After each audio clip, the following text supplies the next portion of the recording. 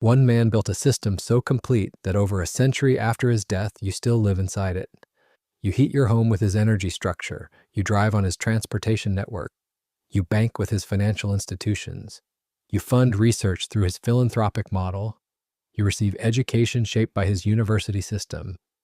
And you never question any of it because the system he created doesn't look like control. It looks like civilization itself. John D. Rockefeller didn't just become the richest man in American history. He created the template for how modern capitalism operates. The monopoly strategies corporations use today. The vertical integration that dominates industries. The philanthropic foundations that shape policy. The relationship between oil, banking, and government power. The system where a few entities control entire sectors while maintaining the illusion of competition. Rockefeller built all of it. By the time he died in 1937, Rockefeller's fortune was worth approximately $900 billion in today's money, more than Jeff Bezos, Elon Musk, and Bill Gates combined. But the money was secondary. The system was the achievement. Standard Oil was broken up by the Supreme Court in 1911, yet the descendant companies, Exxon, Mobil, Chevron, BP America, still dominate global energy. The Rockefeller Foundation he created in 1913 still influences public health, agriculture, and education worldwide. Chase Manhattan Bank, built on Rockefeller wealth, became J.P. Morgan Chase, the largest bank in America. The genius wasn't accumulating wealth, it was structuring power so thoroughly that dismantling the monopoly only created the illusion of competition while preserving control. When Standard Oil was split into 34 companies, Rockefeller owned significant shares in all of them. The breakup made him richer. The competing companies coordinated rather than competed. The system survived because the system was designed to survive. This is the story of how one man built the architecture of modern corporate power, how he took a chaotic, fragmented oil industry and transformed it into a centralized machine that controlled 90% of American oil refining. How he used that dominance to shape banking, transportation, politics, and philanthropy. How his methods, ruthless in execution, brilliant in design, became the blueprint every major corporation studies, and how the system he created over a century ago still structures your life today in ways you don't recognize because you've never known anything different. Understanding Rockefeller matters because his model is everywhere. Amazon's vertical integration from shipping to cloud services to retail mirrors. Standard Oil's control of wells to refineries to distribution. Tech monopolies eliminating competition through acquisition echo Rockefeller buying or destroying rivals. Philanthropic foundations influencing policy while shielding wealth replicate his strategy exactly. The revolving door between corporations and government regulators follows his template. When you see concentrated power masquerading as free markets, you're seeing Rockefeller's system. John D. Rockefeller was born in 1839 in upstate New York to a con artist father and devoutly Baptist mother. The father, William Rockefeller, sold fake cancer cures and was rarely home. The mother, Eliza, raised 6 children on minimal money and strict religious discipline. Young Rockefeller absorbed both influences, his father's ruthless amorality and his mother's rigid efficiency. The combination would define his approach to business, cold calculation justified by religious conviction that success proved God's favor. Rockefeller's first job was as a bookkeeper in Cleveland. He was obsessed with numbers, precision, and eliminating waste. At age 20, he started a commodities business with a partner. The business succeeded through the Civil War, supplying goods to the Union Army. Rockefeller made his first significant money, but commodities were competitive and margins were thin. He was searching for an industry where he could dominate, not just participate. In 1863, he invested in his first oil refinery in Cleveland. Oil had been discovered in Pennsylvania in 1859, and the industry was exploding chaotically. Thousands of wildcatters drilled for oil. Hundreds of small refineries processed it. Prices fluctuated wildly. The industry was fragmented, inefficient, and vulnerable. Rockefeller saw opportunity where others saw chaos. Most entrepreneurs in the oil business focused on drilling, finding oil in the ground. Rockefeller understood that drilling was risky and unpredictable. You could drill and find nothing. You could find oil and watch prices collapse because everyone else found oil too. Drilling was gambling. Rockefeller didn't gamble. He focused on refining, turning crude oil into kerosene for lamps, the product everyone needed. Refining was predictable. You bought crude oil, processed it, sold kerosene. Control the refining, and you controlled the industry regardless of who found oil. By 1870, Rockefeller founded Standard Oil Company in Ohio. His strategy was simple and brutal: consolidate the refining industry by any means necessary. Buy competitors if they'd sell. Undercut their prices if they wouldn't. Force railroads to give Standard Oil secret rebates while charging competitors higher rates. Use the savings to cut prices further, driving rivals into bankruptcy. Then buy their refineries at liquidation prices. The railroad rebates were the key early advantage. Railroads needed Standard Oil's large, consistent shipments. Rockefeller negotiated not just lower rates for his shipments, but kickbacks from competitors' shipments. Standard Oil paid less to ship oil and received payments from the railroads based on how much competitors shipped. This meant every barrel a rival transported actually funded Standard Oil's advantage. Competitors were subsidizing their own destruction without knowing it. The strategy worked devastatingly. By 1872, Standard Oil controlled 25% of American oil refining. Rockefeller wasn't satisfied. He wanted total control. He launched what became known as the Cleveland Massacre, a systematic campaign to buy or destroy every refinery in Cleveland within 3 months. The Cleveland Massacre was methodical.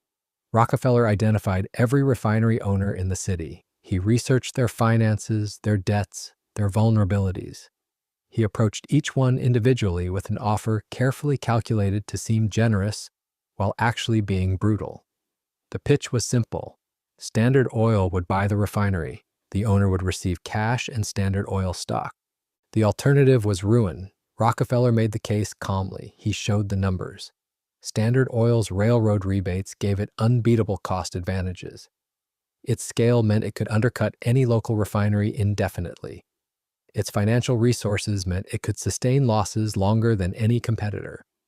Resistance was futile. The owner could accept the offer and retain some wealth through Standard Oil shares, or fight and lose everything. Most owners recognized reality and sold. A few held out, believing they could survive through quality or local relationships or sheer determination. Rockefeller crushed them. Standard Oil dropped prices in Cleveland below cost. Local refineries couldn't match the prices and couldn't survive the losses. Within weeks, they were bleeding cash. Within months, they were desperate. When they finally agreed to sell, the terms were worse than the original offer. Rockefeller rewarded cooperation and punished resistance. Within 90 days, Standard Oil controlled Cleveland refining completely. 22 of the city's 26 refineries were absorbed. The 4 that remained were too small to matter. Cleveland became Standard Oil's base of total dominance. The massacre established Rockefeller's reputation: cooperate and profit, resist and be destroyed. From Cleveland, Rockefeller expanded nationwide. The pattern was identical everywhere: negotiate railroad rebates, undercut local refineries, buy them when they failed, consolidate. By 1879, Standard Oil controlled 90% of American oil refining. The monopoly was complete.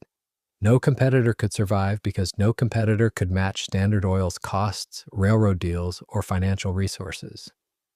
But controlling refining wasn't enough. Rockefeller understood that true monopoly required controlling every stage of production and distribution, what's now called vertical integration. Standard Oil bought oil fields to secure crude supply. It built pipelines to transport oil without relying on railroads. It manufactured barrels and cans to eliminate dependence on suppliers. It created its own distribution network with tank cars and storage facilities. It even bought the companies that made the chemicals used in refining. The result was a vertically integrated machine that controlled oil from ground to consumer. Every stage generated profit. Every stage reinforced control. Competitors couldn't enter because Standard Oil controlled the inputs they needed and the distribution channels they required. The company was a closed loop that competitors couldn't penetrate. Rockefeller also pioneered the trust structure to avoid legal problems. In 1882, he created the Standard Oil Trust, a legal entity where shareholders of Standard Oil's various companies exchanged their stock for trust certificates. The trust controlled all the companies centrally while maintaining the legal fiction that they were separate entities. This allowed Standard Oil to operate as a monopoly while technically complying with state laws against monopolies. When states banned trusts, Rockefeller reorganized as a holding company. The structure changed, but the control remained. The efficiency of Standard Oil was real, not just propaganda. Rockefeller eliminated waste obsessively. He measured everything. Refineries were standardized for maximum efficiency. Transportation was optimized. Barrel production was so precise that the company saved money by reducing the number of drops of solder used to seal each barrel. The savings from millions of barrels compounded into massive advantages. Competitors couldn't match the efficiency even if they matched the scale. But the efficiency served monopoly, not consumers. Standard Oil kept prices low to destroy competition, then raised them once competitors were gone. In markets where rivals survived, prices stayed low. In markets where Standard Oil was alone, prices increased. The company used predatory pricing as a weapon, not a permanent strategy. The goal was eliminating competition, then extracting profit from the absence of alternatives. The monopoly generated stupendous wealth. By 1900, Rockefeller was worth over $300 million, roughly $900 billion in today's terms. He owned approximately 25% of Standard Oil, which controlled 90% of American oil refining and significant portions of global production. The dividends from Standard Oil alone made him the richest person on earth by an enormous margin. Rockefeller faced growing public anger and legal pressure. Journalists like Ida Tarbell exposed Standard Oil's ruthless tactics in devastating detail. Her series in McClure's magazine, published as The History of the Standard Oil Company in 1904, documented the railroad rebates, the predatory pricing, the systematic destruction of competitors. The public turned against Standard Oil and Rockefeller personally. He was depicted as a robber baron, a monopolist, an enemy of free markets. The government responded. In 1906, the federal government filed an antitrust lawsuit against Standard Oil. The case went to the Supreme Court. In 1911, the court ruled that Standard Oil violated the Sherman Antitrust Act and ordered the company broken into 34 separate entities. The decision was supposed to restore competition and end the monopoly. It didn't. The breakup was the greatest financial victory of Rockefeller's life. He owned significant shares in all 34 companies created by the breakup. When the companies were separated, their stock prices soared because investors could now buy shares in independent entities rather than one monopolistic trust. Rockefeller's wealth approximately doubled overnight. The arithmetic was perverse but perfect. Before the breakup, Standard Oil stock was depressed by monopoly concerns and legal uncertainty. After the breakup, each descendant company was valued as if it were independent. But the companies weren't truly independent. They were coordinated through shared ownership, board connections, and informal agreements. Standard Oil of New Jersey, which became Exxon, took the East Coast. Standard Oil of New York, Mobil, took New York and international operations. Standard Oil of California, Chevron, took the West Coast. Standard Oil of Indiana took the Midwest. Each company operated in defined territories, avoiding direct competition with the others. When they did compete, it was performative, advertising battles and minor price differences that created the illusion of rivalry while preserving profitability for all. The companies shared technical knowledge. They coordinated on major decisions. They employed many of the same executives and directors who simply moved between the descendant entities.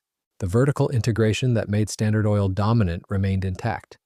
Each company controlled production, refining, and distribution within its region. The economies of scale persisted. The barriers to entry stayed in place. New competitors couldn't emerge because entry required competing not against one company but against a coordinated network of companies that collectively controlled most infrastructure, supply contracts, and distribution channels. The breakup changed the organizational chart, but not the competitive reality. Rockefeller understood this perfectly. He had structured the company so that fragmentation would be cosmetic rather than substantive. The system survived because Rockefeller built it to survive. Vertical integration persisted. Each descendant company controlled production, refining, and distribution in its territory. Economies of scale remained. The broken companies were still enormous compared to potential new competitors. Barriers to entry stayed intact. Building refineries, pipelines, and distribution networks required capital only the descendants possessed. The illusion of competition masked the reality of coordinated oligopoly. When the London gold pool closed in March 1968, There was no warning. Investors woke up, and the market was locked. No gold available, no conversion, done. We created the 7-stage collapse survival guide so you never get trapped when the window closes. It shows you exactly when to move your wealth into assets that survive collapse. Before banks freeze, before governments confiscate, before inflation devours your savings, while you can still act. While building Standard Oil, Rockefeller simultaneously constructed a philanthropic empire that would influence society as profoundly as his business monopoly. The strategy was deliberate. Used massive wealth to shape education, medicine, scientific research, and public policy, while improving his public image and creating tax advantages. The Rockefeller Foundation, established in 1913, became the model for how billionaires deploy wealth as power. Rockefeller gave away over $500 million during his lifetime, roughly $1.5 billion in today's dollars. The University of Chicago was essentially built with Rockefeller money. The Rockefeller Institute for Medical Research pioneered modern biomedical science. The General Education Board shaped public education policy nationwide. These weren't acts of charity, they were investments in institutional control. The philanthropic strategy served multiple purposes. It rehabilitated Rockefeller's public image from robber baron to benevolent benefactor. It allowed him to influence which research got funded, which educational philosophies prevailed, which medical approaches dominated. It created a network of institutions dependent on Rockefeller money and therefore aligned with Rockefeller interests. And it established a precedent. Obscene wealth could be justified if deployed for ostensibly public benefit. The foundation model also served as a wealth preservation vehicle. Money placed in foundations avoided estate taxes while maintaining family control through foundation boards. The Rockefeller Foundation persists today with billions in assets, still shaping global health and agricultural policy a century after its creation. The family no longer controls it directly, but the institutional framework Rockefeller established continues influencing how resources are allocated to address societal problems. Rockefeller's involvement in banking cemented the connection between oil wealth and financial power. The family became major shareholders in National City Bank, now Citigroup, and Chase National Bank, which became Chase Manhattan, then J.P. Morgan Chase. The oil banking nexus Rockefeller pioneered, where energy wealth finances banking operations that fund energy development, became fundamental to how capitalism operates. Oil revenues deposit in banks, banks lend to oil companies generate profits that deposit in banks. The circle reinforces itself. The Rockefeller political influence was quieter but profound. The family didn't seek elected office often, but they shaped policy through institutional relationships. Rockefeller money funded think tanks, university programs, and research that influenced government policy. Officials moved between Rockefeller institutions and government positions. The revolving door wasn't corruption in the traditional sense. It was deeper. It was ideological capture, where the people making policy believed Rockefeller's vision of organized capitalism was synonymous with the public good. Rockefeller's approach to labor established patterns that persist. Standard Oil crushed unions ruthlessly.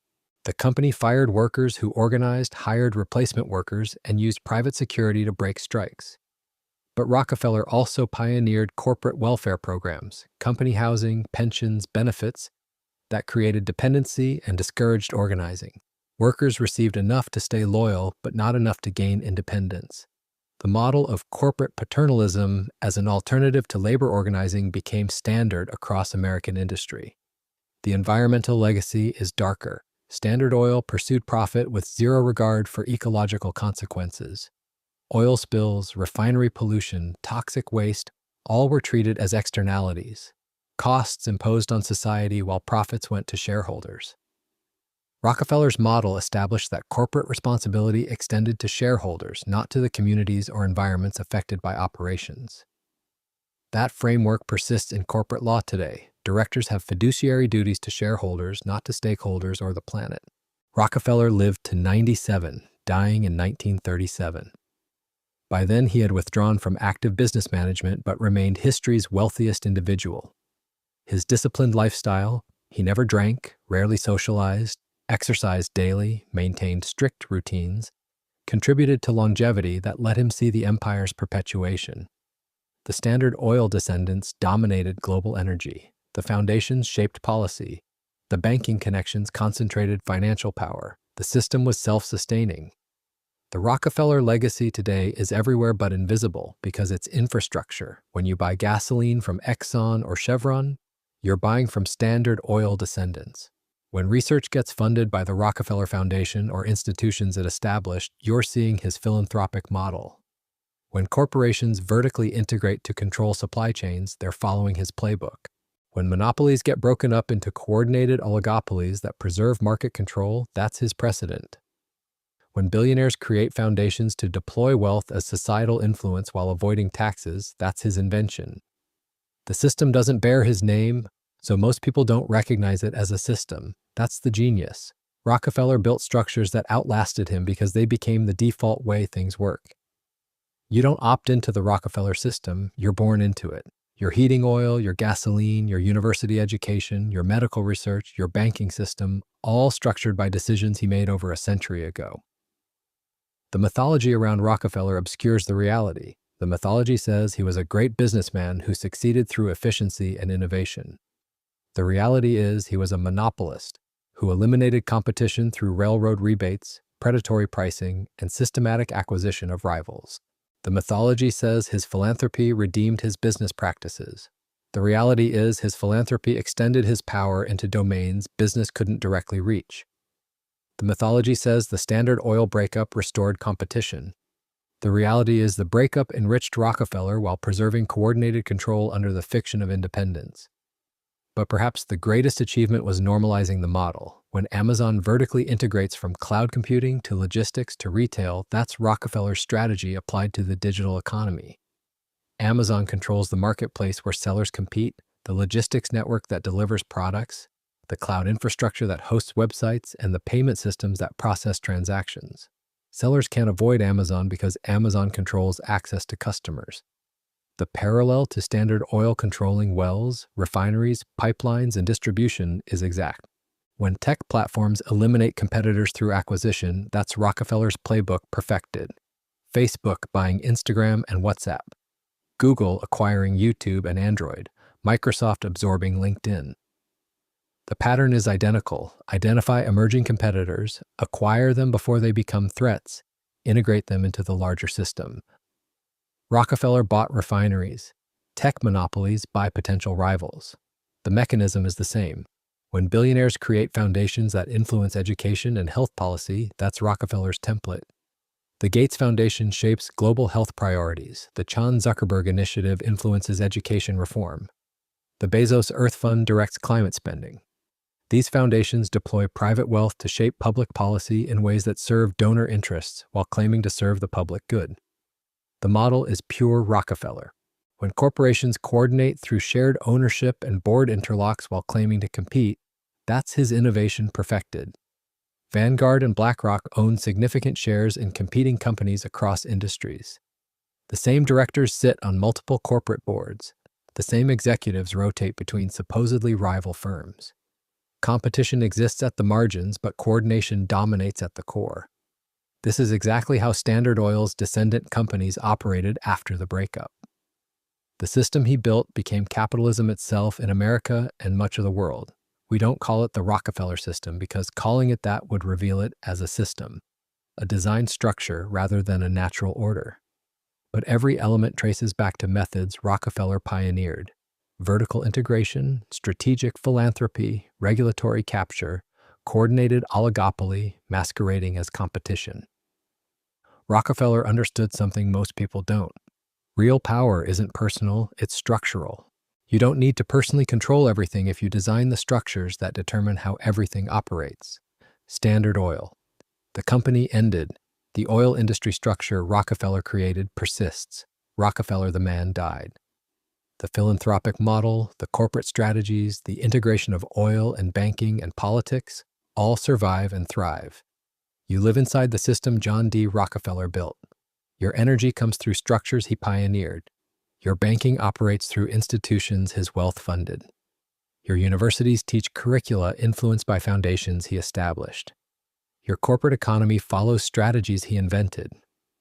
And you never question it because the system is invisible. It's not oppression you consciously resist. It's reality you unconsciously accept. That's the achievement, not just becoming rich, not just building a company. Creating a system so fundamental to how society operates that dismantling it seems impossible not because it's protected by force, but because people can't imagine an alternative. You can't escape the Rockefeller system because you don't even recognize you're inside it, and that's exactly how he designed it to work. This is Decoded Economics. Subscribe to see the collapse before it happens.